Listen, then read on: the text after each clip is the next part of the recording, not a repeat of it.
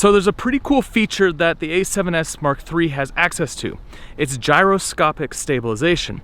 So basically, the A7S Mark III is recording the data of how the camera moves, and then when you bring it into Sony's Catalyst Browse, it can stabilize the shot and give you a super smooth shot based on gyroscopic data rather than using like a warp stabilizer or trying to do it in camera. So right now I'm using a gimbal and I'm walking through an orchard on the Belcampo Farms. I'm up here shooting a little mini documentary about regenerative farming practices, which is gonna be on my second YouTube channel.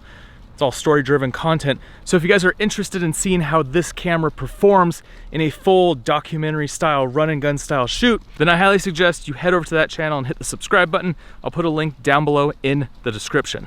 Okay, so now I've switched over to handheld. I've turned off the stabilization because you can't have the stabilization on if you want to get the best results out of this gyroscopic stabilization in post. Now let me add the stabilization to the shot.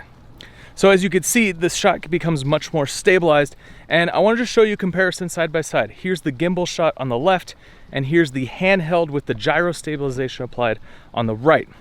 Now, there's a few things you really have to think about when you're using this gyro stabilization to get the most out of it, and I want to kind of discuss when you might want to use this and also when you might want to avoid this. So in this video, I just want to dive into whether this is a good solution to stabilize your footage or not. All right, guys, let's get into it.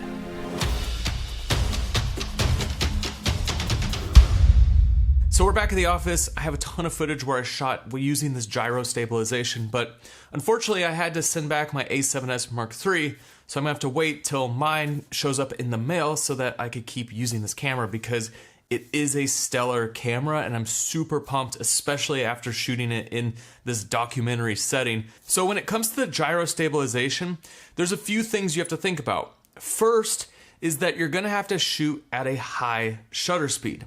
And the reason for this is motion blur. So here is a sample where I shot at a low shutter speed, and you can see that when you put it through the gyro stabilization, you see all the bumps of the motion blur happening in different directions, not just sideways. So say you're panning the shot, well, your motion blur should be panning from one side to the other.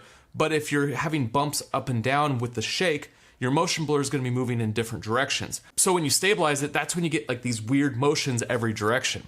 So that's one key thing when you're using this gyroscopic stabilization, is that you're gonna have to bump up your shutter speed. For some of you, that's not gonna be a big deal, but if you want proper motion blur, then gyro stabilization just is not gonna work for you. Now, the second thing that you have to think about when you're using this gyro stabilization is you have to turn off the internal stabilization, because if the internal stabilization is correcting your shot and then you apply the gyro stabilization, it might create some weird warpy artifacts.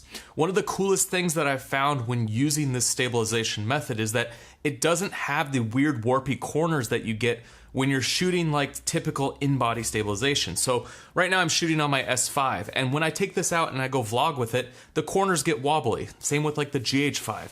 And most cameras have all this warpy stuff going on. And I think the only camera manufacturer that's really solved that problem was Olympus, but nobody's gonna go get the Olympus cameras. I mean, I do like my EM1 Mark III, but as soon as my A7S III shows up, I'm not gonna have any use for that camera. So let me give you the big picture of how this works.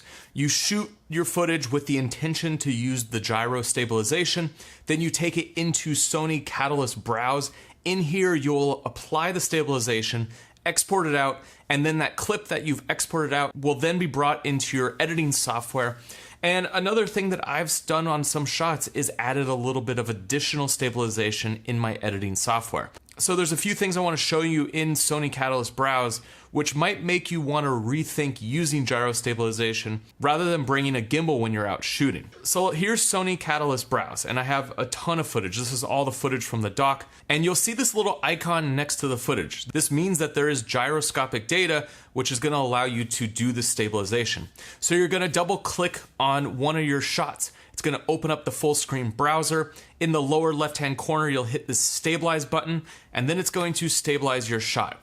Now, there's two modes of stabilization. Up in the right hand corner, you have auto or you have manual. And you're always going to want to flip it over to manual, because auto is just kind of guessing how much stabilization you want to apply to a clip.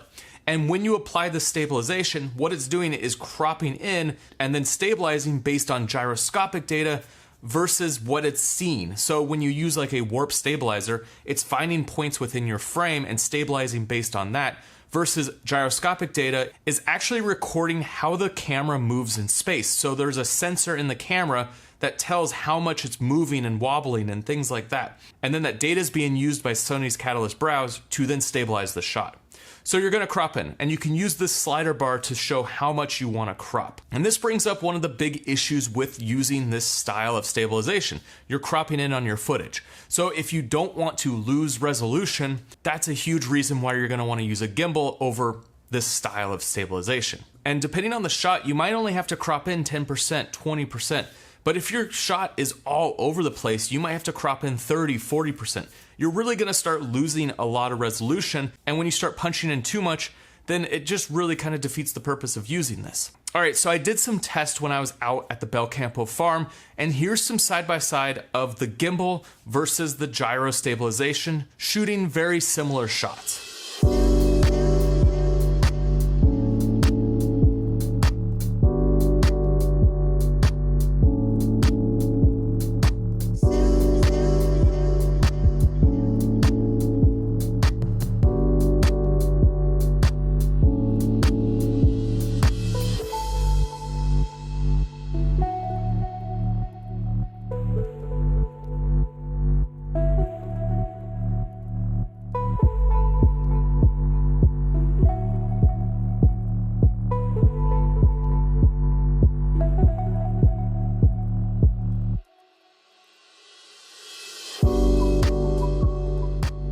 So does gyro stabilization replace a gimbal?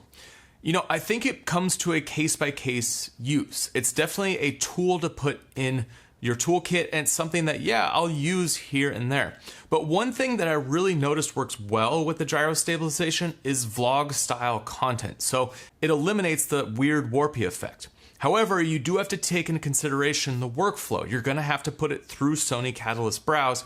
So taking it through that step is going to add more time editing in the whole process. So for me, this is an interesting tool to have. I think there's definitely times where I'm not gonna always have access to a gimbal, or I'm not gonna wanna pull a gimbal out of my backpack. When I was out at this farm, there was a lot of situations where like something would just happen and I would just have to turn on the camera and start shooting. And so what I do is I set up my custom menus on the top of the camera so that one of them is set up to get ready for gyro stabilization. And then I have custom settings set up for when I'm using internal and when I'm using the gimbal. There's just times where it doesn't make sense to always pull out a gimbal. And I think that this gyro stabilization is better than the internal stabilization. However, the two things that really stand out that cause problems is a high shutter speed and also you're cropping in on your footage. So two things you have to kind of keep in consideration as you're using this style of stabilization. Super cool feature that Sony added into this camera. Guys, if you want to see the full mini documentary about the Belcampo farm,